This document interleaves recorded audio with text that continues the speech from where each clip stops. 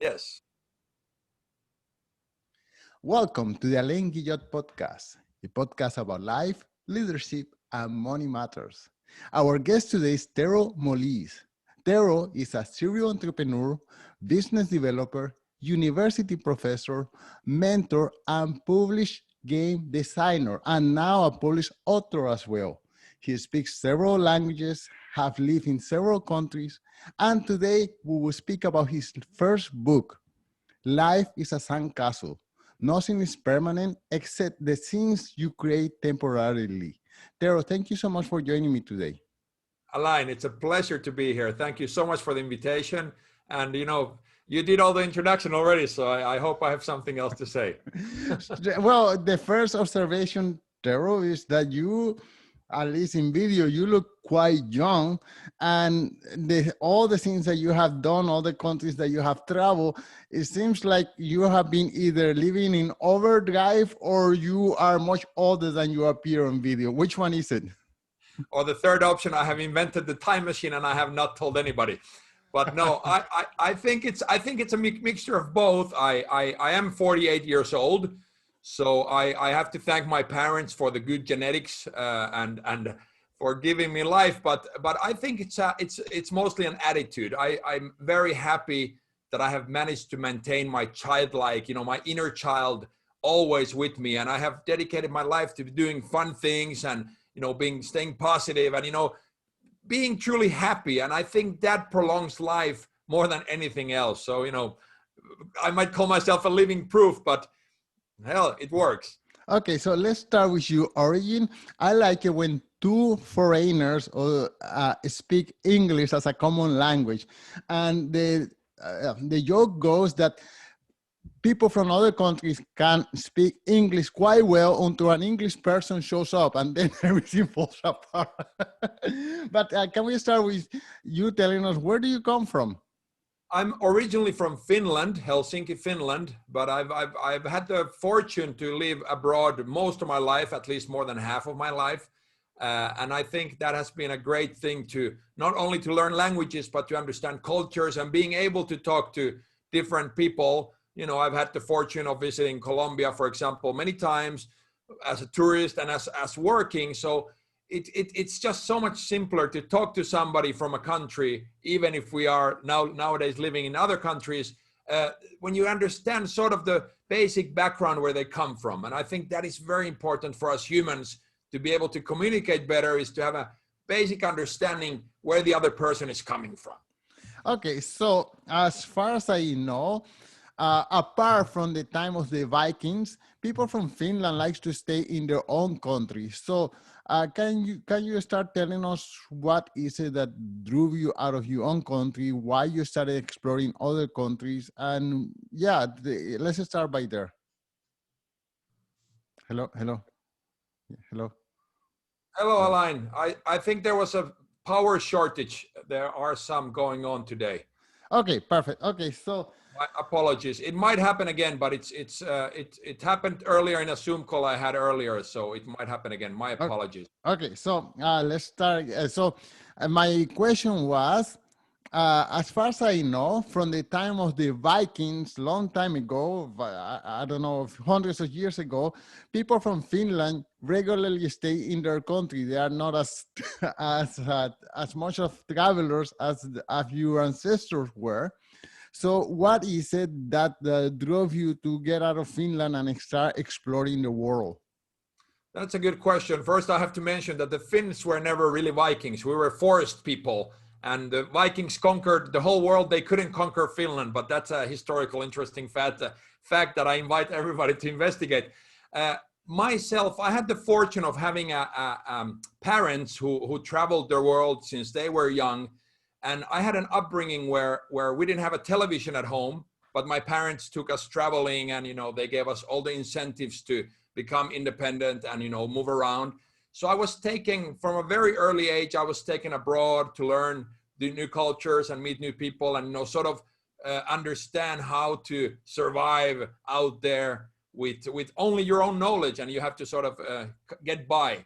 So I think my spark of moving around and living abroad and traveling has come from my parents' example and facilitating me the tools. So mainly mental tools to, be able to not feel afraid of going and being able to just open doors and find a way. That's sort of the mentality I was brought up with. Okay. How about the power of entrepreneurship? I mean, entrepreneurship is not the most common route. Most people go to school to become employees in a corporation. So at what moment did you become an entrepreneur? I believe I became an entrepreneur when I realized that I hated to be micromanaged by a boss.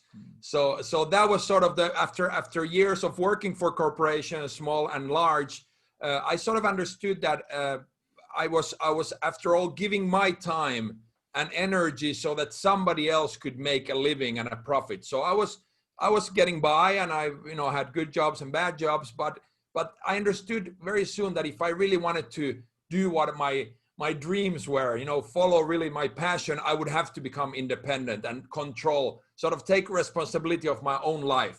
And that is really what drove me to become an entrepreneur. So what was your field of expertise and what was your first entrepreneurial endeavor? My field of expertise, I studied originally hotel management because that would give me, it was part of the, traveling abroad mindset. So I understood that hotels are everywhere. So if I work in that field, I could live anywhere. Eventually, my first entrepreneurship was, I started importing cider. That was my first fully my own business. And, I said, let's combine things that I love, drinking and being out there and having a good time. Why not make a business out of it? And, it started really well, eventually taught me the value of being bankrupt. But then again, everything is learning and it's valuable. Okay, and also you mentioned travel. I mean, can you tell us some of your travels? I know you speak several languages. You just told us you have been in Venezuela. Now you are living in Mexico as well, and we're speaking English, and you're from Finland. So, yeah, give us the big picture of your travels and your languages. Most of my language, I mean, luckily I come from a country, Finland, where children learn 4 languages in school as a basic. That's the standard because nobody speaks Finnish. So if we don't speak other languages, we'll be really misunderstood. But traveling, I mean, I understood very early on that if I was standing somewhere and I heard people talking next to me and I would not understand what they were saying, it sort of bothered me. I was like, why can't I understand what they're saying? So the only way to get over that is to learn their language. And I'm not saying you have to be perfect in the language, just know the basics again, so you can break the ice and, make some friends, and then you get to know the culture better. They invite you to their home and meet their family. So it all helps. And sort of that inspired, it went hand in hand, the traveling and learning languages. And most of my languages I actually learned by being in that country. So I wanted to learn French all my life. Then I went to work in Paris and, spent there enough months to speak it defensively. And that was enough for me. So nowadays, if I meet somebody who only speaks French, I can get by and we can have a drink and have a laugh. So I even know one joke in French. So those kind of things are important to me. Okay, so then you are right now in Mexico. You have been there for a while. What brought you to Mexico? Tequila? Yeah, tequila, of course. But I originally moved to Mexico with my father's job. I was 8 years old. So I lived here 4 years back then, and I fell in love with the culture, the food especially, not the tequila then, but sort of the mindset of smiling and being very open. And there was, the sunshine helps. And then eventually, life works in mysterious ways. And I eventually ended up coming back to Mexico through some friendships, and I found the love of my life here, who became eventually my wife, and we had children together, and sort of that's what brought me to Mexico and made me stay. And now I made a life here, and I've I like it. I mean, my face is the only thing that really doesn't belong, but my heart is very Latin, and I enjoy very much this lifestyle that Latin America has. Okay, are you still there? Hello. Oh, so sorry, Alain. This No is problem, no embarrassing. problem. So I see the silent spaces, so I can find them later on and edit them out. Oh, I'm So so sorry about that. I just changed the router, so hopefully this one works better. okay, perfect. Okay, so you just wrote this book, Life is a Sandcastle. Tell us first of all, what was the inspiration to write this book, and then what is the book about? I had the inspiration to write this book. I started the book already over 25 years ago by, taking notes about life and things I discovered along the way and sort of the thoughts and feelings that I found interesting or curious. And I started writing them down. And last year, when I sort of put them in a book format, I used actual text that I had written, 2 decades ago. And that was sort of revealing. And it was also a nice time travel to go back and see how I thought about things then. My inspiration to write it was to have these one-on-one conversations that I find so fulfilling and interesting, to be able to have them with more people, because life doesn't give you enough days and hours to be able to talk to everybody you would like to. And I felt that there's huge, I know there's huge value in conversing with people and sharing thoughts and learning from them. And I thought that writing a book and putting my thoughts down would give me an opportunity to sort of talk to more people.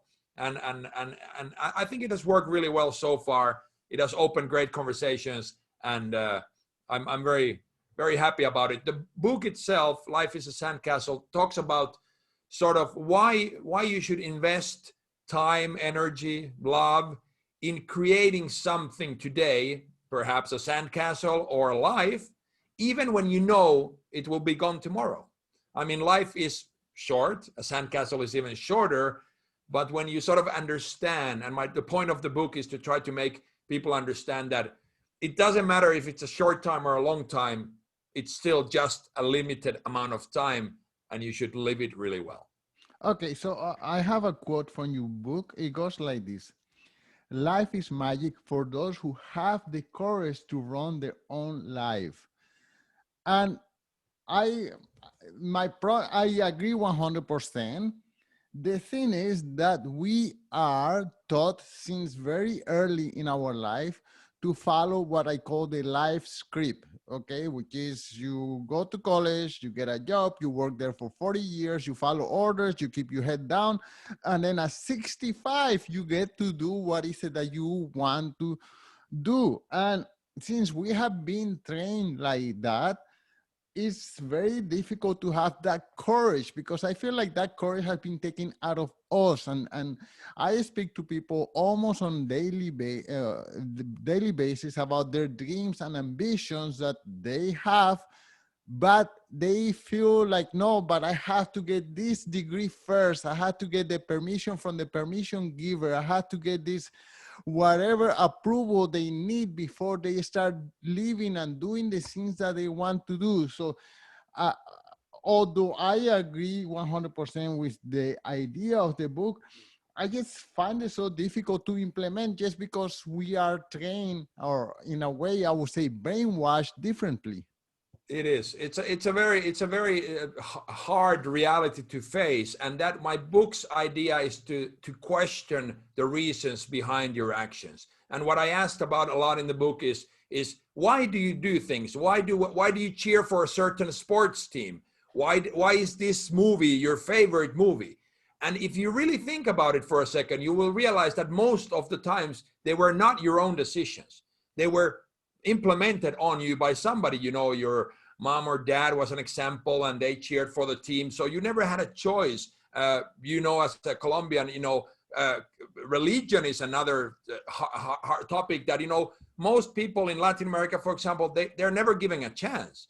They're just inculcated into the current existing system. And let's not even start about society pressure. But all those things, yes, I agree, most of us are victims of our surroundings, and we adapt to them because we are, after all, social animals. But I believe that we all have the power to stop and question and really answer those hard questions, and that will liberate you. I totally feel that, because I did the process.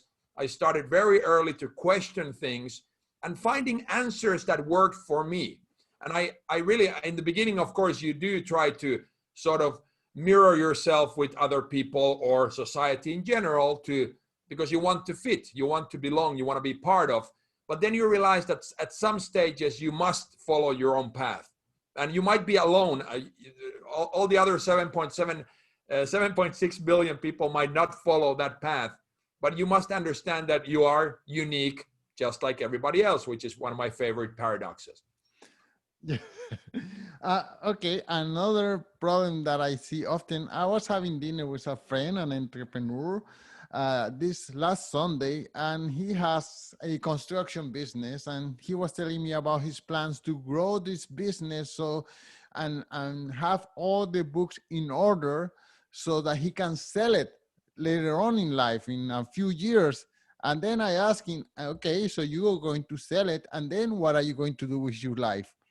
And that's where the conversation ended, because we want to be able to live our life, but we don't even know what kind of life we want to live. That is a hard question, and exactly in my book I present the case of which I've done many times with a lot of people. I asked them, what would you do if you knew you had 1 week to live?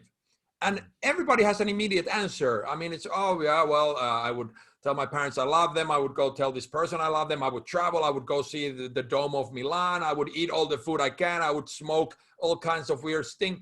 I mean, everybody has a quick answer. But then after that, you ask them, well, what if I asked you or told you you only have 60 years to live? What would you do? And everybody's quiet. They have no idea what to say. And when you understand that those two questions are exactly the same, then you have approached the secret of life. That is my vision. I ask a different version of the same question is, what would you do if you had all the money that you need to do the things that you want to do?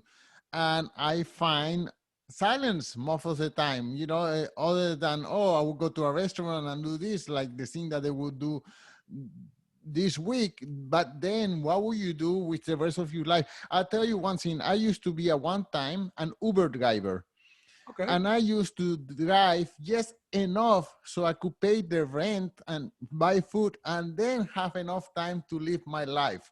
So being an Uber driver was not my life. Being an Uber driver was the means for me to live my life.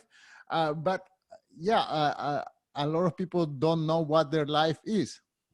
Absolutely. And I mean, following your dreams and, jumping into an unknown area where you just, I mean, it takes a lot of courage, fair enough. And make no mistake. I mean, being an entrepreneur, following that, your own path and, being able to have decision over your time and your life, it comes at a high cost. I mean, make no mistake. I mean, I haven't retired yet. I'm working hard, but I'm working, smartly, in the sense that I work in things that really I'm passionate about, that really make me want to get out of bed in the morning and do something about it.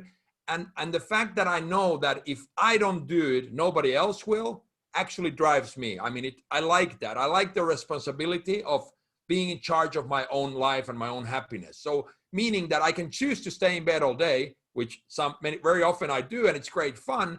But then again, I know that if I don't get up and do the work, which I happen to love, nobody else will. And I will not be able to pay the rent at the end of the month because I didn't work if I chose another path that moment. But then again, the fabulous thing about life is that we are allowed to change the path every day, every minute if we want to. We can change our opinions. We can change everything at a moment's notice. And people do not often realize they have that power. Okay, so what would be some ways in which we can find our own sandcastles, that thing that absorbs us and occupies our mental and emotional power? It's important to build many, because you will hardly anybody, and I really never wish anybody to be successful in their first try or find their passion right away, because part of the life's journey, I believe, is to build a lot of sandcastles that crumble and go away, because that is learning. And the more sandcastles you build, the better you become at it, and the better you become at identifying sandcastles that you actually love, especially in case of human beings. You know, you meet people, you date them, you talk to them. What is the biggest advantage of that is you learn to at least know what you don't like.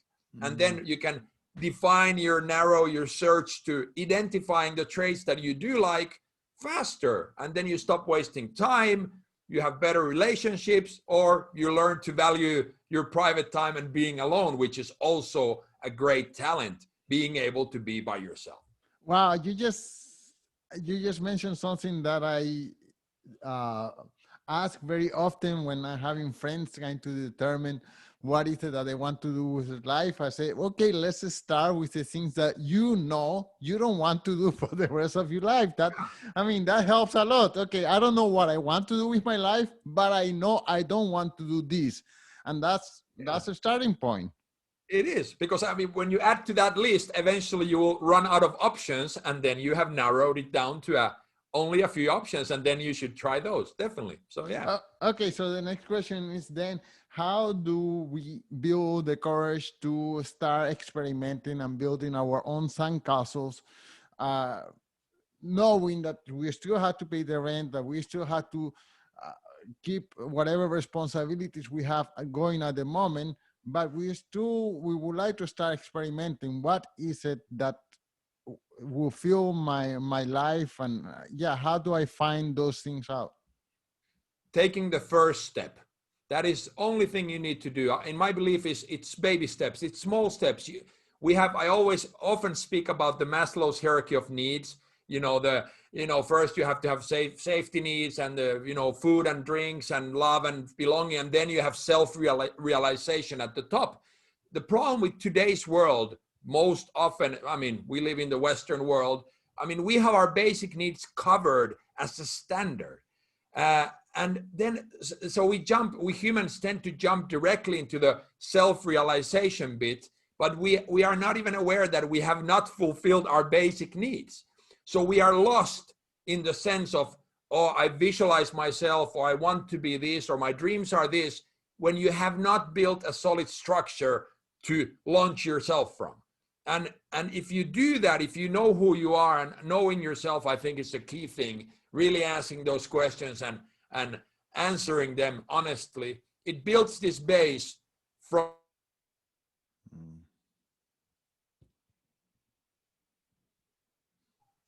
Oh, Alliance. It's okay. So you want to answer that question again? You got cut off when you were speaking about the Maslow's hierarchy of needs. So continue from there. Okay, sorry. Yes. So, for example, people understand, the Maslow's hierarchy of needs, where you have the, basics needs. You need to, have safety and a roof on your head, and food and drink, and, some social security. And then at the top of the pyramid, we have self-realization.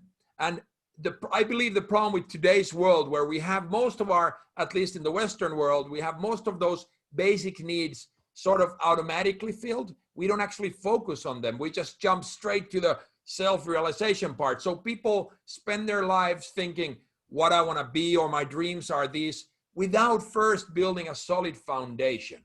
And that's why they fall constantly, because they start from the base level to try to jump really high. And I believe through knowing yourself first, and answering those hard questions, being honest to yourself, you can build that base, and you can build those social networks and those love friendships, whatever it is that you need to be able to have sufficient base. Then you can start really jumping closer to the goal and being able to actually get there. And I think that is something that has been lost in the modern world. We see on our social networks people who they seem very successful, and they have done what you only dream of, but you don't know what their base is. You don't know what their background is. You don't see the 18 years that they suffered and, really lived miserably maybe to get to that point. And that is something we forget. And I think what I'm trying to do with my book is especially to help you answer those basic questions, build that basic base from where it is easier than to really follow your dreams. Well, I can tell you the way that you wrote your book is funny, self-deprecating, humorous. I did enjoy the, for example, the first chapter where you were, what is it, in Spain, and someone stole your camera and your bag and whatever. But and that's when you started also the habit of creating sandcastles. So I find it more of a philosophical book, but entertaining at the same time. And I will encourage my listeners to check it out. Can you tell us one more time the title of the book and where can the listeners follow you? Absolutely. Thank you. The book, I mean, it's called Life is a Sandcastle. It's available on Amazon worldwide. You can find it there. And I mean, you can follow me on Amazon or in LinkedIn, which is my favorite platform currently to use, as Tero Moliis. And yes, I mean, read the book. I hope it makes you sort of question things, to ponder why things are. And I mean, the basic rules that I try to share, the sort of the main gold nugget from the book is life secret is comprised of four simple things. You have to build things, build something, secondly, enjoy it, third, share it with others, and fourth, let it go. And that is the process of, for me, for life, and it applies to anything really. And if you just do that and you really practice to enjoy it, share it, and letting it go, you will find happiness. It is, I believe it is as simple as that. One last question about your present living situation. So you live in Mexico. We're having this conversation in English. Your day-to-day life nowadays is in English or Spanish? It's actually in at least those two, and then Finnish as well. And I do have some calls in other languages too. But that's how, I mean, I have built myself sort of this life to be able to do those things. I enjoy talking many languages and doing a lot of different things. So I personally would, and I have been there, I would get bored of doing the same thing 10 hours straight. So I apply some Pomodoro method and, break my day into parts and jump from one thing to another. It keeps my mind occupied and interested and flowing. So I think it's worked something that works for me. And I invite everybody to find their own flow, way of doing things. Tero, thank you so much for your time. A pleasure, Alain. Thank you for the invitation.